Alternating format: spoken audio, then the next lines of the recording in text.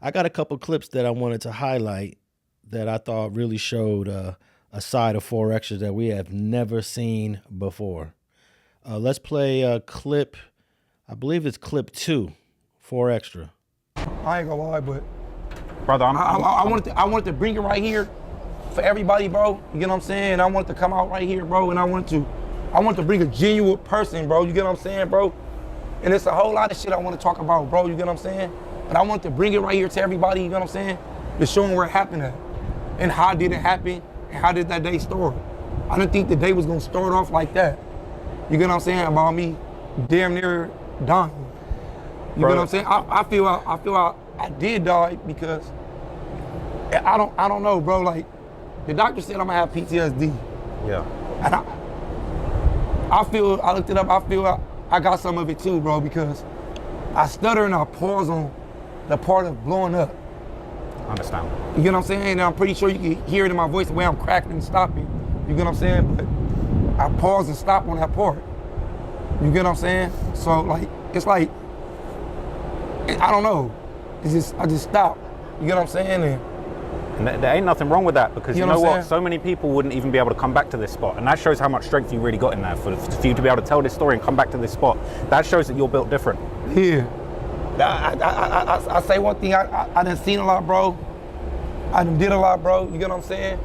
I done seen a whole lot of shit, bro. But I didn't think this, like, it was gonna end like this. For sure. You know what I'm saying? But it didn't end. Ain't nothing ended. Yeah, but I can tell you one thing. What it did do, it made me worse for people, and it made me sicker, and it's gonna make me sick 10 times more on motherfuckers. For real. But I'm gonna tell you like this, though.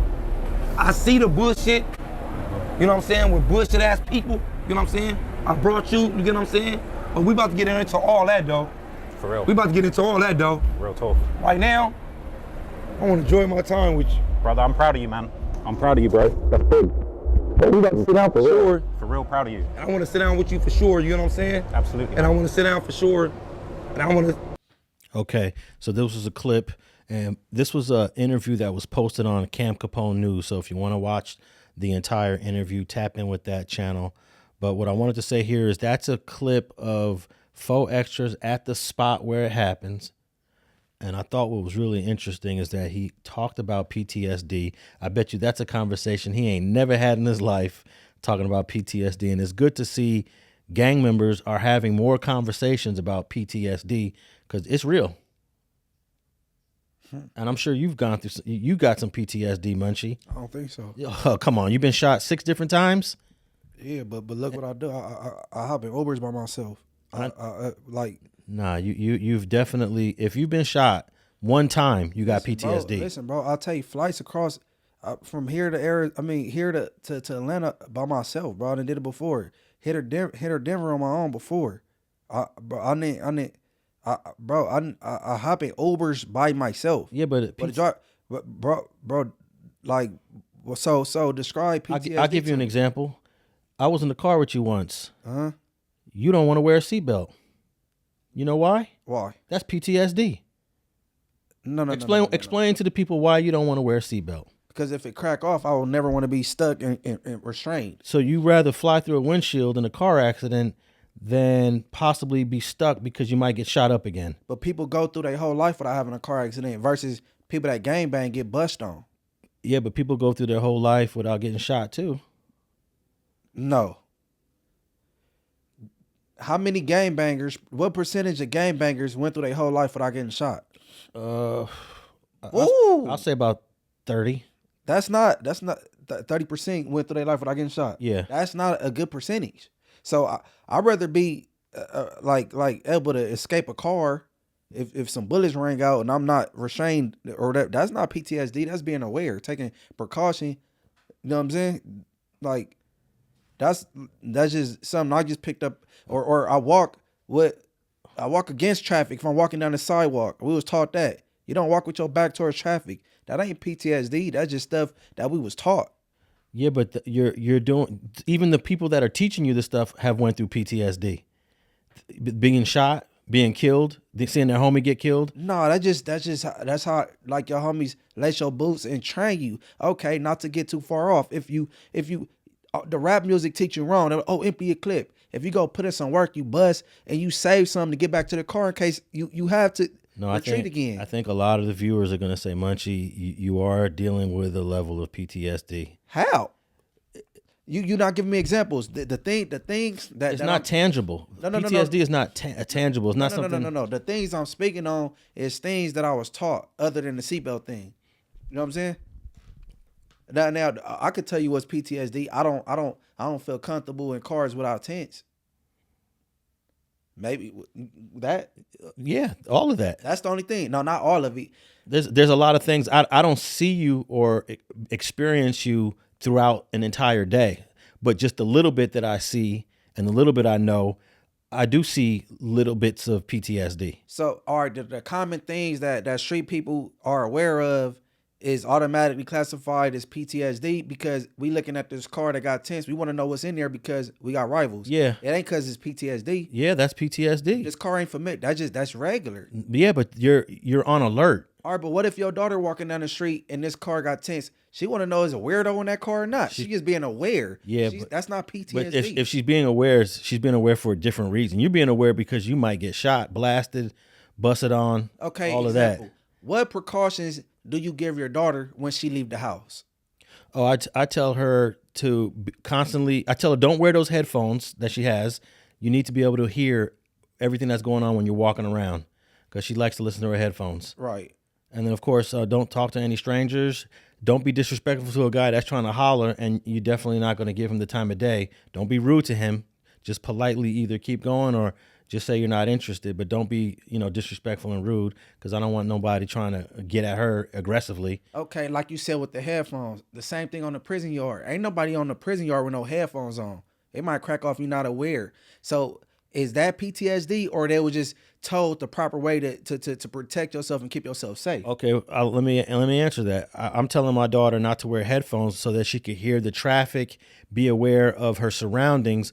People in prison aren't wearing headphones because there might be a race riot and they want to be ready in case people start pulling out knives. But I'm saying, is that taking precaution or is that PTSD? I think, you gotta know how to separate the two. Taking precaution is part of PTSD.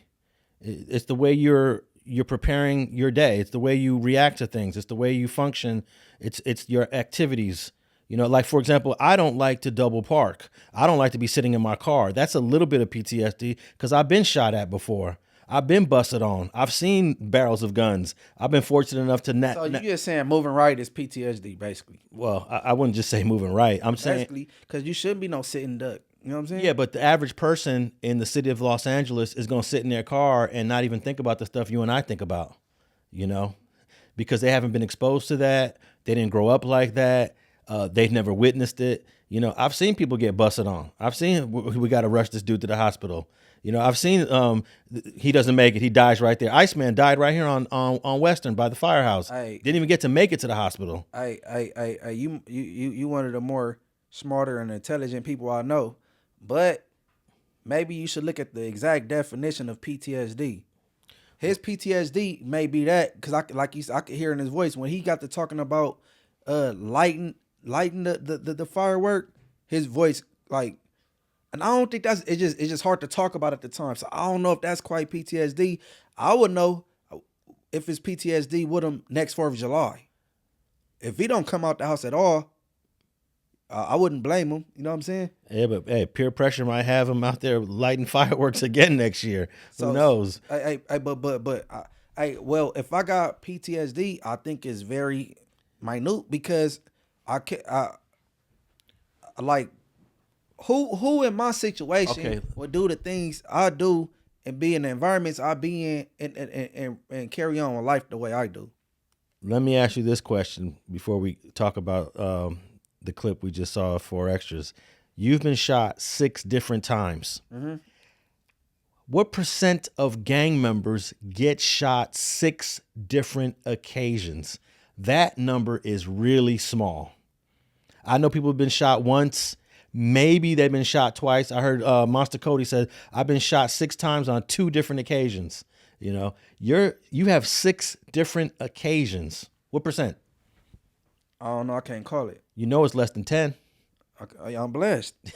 You know it's less than 10. It might be less than 5. I'm blessed. Yeah. I'm blessed. And but just like Skip said, we entered a meeting where it was Inglewood families, Queen Street, Inglewood Threadsays, Inglewood 18th Streets, all these different gangs in there, and the environment, it went from mild to hot. You know what I'm saying? I didn't feel no anxiety or nothing. You know what I'm saying? Hey, have you ever felt those butterflies in your stomach when the bullets are flying?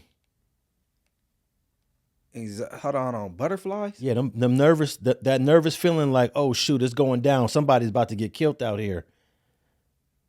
Nah, what's that shit that kick in? Adrenaline? Adrenaline. Yeah. You gonna run faster than you ever thought you could. Like I could have been a running back, or like, you know what I'm saying?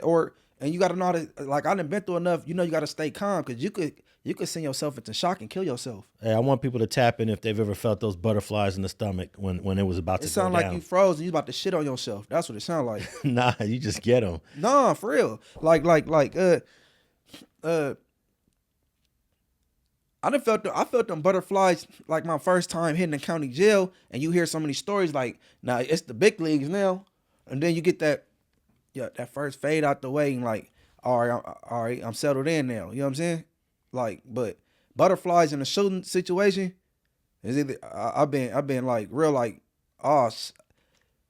like, okay, like the first time they said I've been shot in the head twice. It's only been once though, but the first time I ever got shot, I got grazed, and it was like it took some off the top. So I just thought I was shot in the arm, but when the blood got coming down my face, I'm like, oh, I start tripping because I'm like, oh, they domed me, and I'm like, what, 15? But it wasn't that, you know what I'm saying?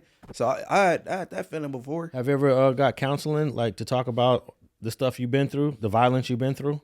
No, I ain't never had no counseling. Okay, well, I think if you did talk to a counselor, they might be able to convince you that you have been through some traumatic situations. But I want you to look that up- linger. I That want- lingers. That traumatic stuff lingers with you, you know, for the rest of your life. No. I want to pull up the exact definition of PTSD, and then what are the signs?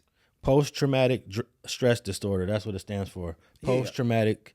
No, I know what it disorder. stands for. Yeah. What I'm saying the definition. Like the stuff you do after a trauma, after going through a trauma. How do you live differently? What do you do differently after going through a trauma? The only thing I can say right now is I don't like being in cars with no tents. Yeah, and you don't like putting on your seatbelt. And that was before I got shot.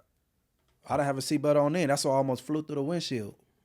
I crashed. They lit the car up. I crashed and I almost went through the windshield. Well, you know, the doctor or someone told 4Extra about PTSD because if you listen to that clip, he said, and I looked it up. So he went online, typed in PTSD, read a little bit about it, and I've looked it up in the past. Yeah, I've looked it up in the past, and I think the things people call PTSD is just growing up in the inner city. that's part of it. And just like the things we pick up and we taught. Even civilians that live in an area where there's a lot of shootings and they hear bullets often, and you know the parents tell the kids, you know, duck down or get low. You can develop PTSD from just living and experiencing that on, you know, once a week, once every 2 weeks, however often it happens in a neighborhood. Yeah, I mean, we could say for another day, like PTSD versus just being aware and prepared. You know what I'm saying? Yeah, for sure. Yeah. But I was glad to hear 4Extra bring that up because I am of the belief that not only soldiers in the military deal with PTSD, but growing up in an area that has violence can also expose you to PTSD because PTSD is really a concept that was developed and theorized from soldiers going to war. That's different. They shell shocked. That's what it used to be called, shell shock. I mean, And most soldiers might only go on 2 tours. They might do 2 tours in their entire career and they're done. You know, and then you got other soldiers. There's a few soldiers that just keep going. But most soldiers do 1 or 2 tours and it's a wrap. hey, no, that'll be a good segment for have a therapist come in, a counselor, and then you bring 5 game bangers and do a segment on each one. Munchie B sit down and talk to the counselor what he been through. AD from Rollin 60s. You know what I'm saying? Like, I want to do that. I want to have about 4 or 5 brothers right here in this room, and we're going to talk about trauma. We need a professional. We want to talk about trauma, and have a professional. Yeah, bring in a counselor that deals with people that have to cope after going through a trauma. You know, and I think that's what we don't get living in the inner city. You just admitted you've been shot in the head, and you didn't get that counseling after. My question is, why not? Why aren't we offering that type of counseling to young people who are going through trauma in any city, not just LA, but any city? It's going to change because this conversation is becoming more and more prevalent about PTSD and violence in our cities. Well, if you claim I got PTSD, it was pre me getting shot in the head then, because it was just the way I carry myself now is the same way before. You know what I'm saying? Oh, for sure. So if you like, it wasn't that shot. You know what I'm saying? Or I'm telling you, most people in my situation would be scared of outside. And they should be. No, I wouldn't blame them. Yeah, there's nothing wrong with that. I wouldn't blame them. Yeah. That's why I said, like, if 4 Extras didn't come out next 4th of July, it wouldn't look away. You know what I'm saying? Like, he went through something traumatic.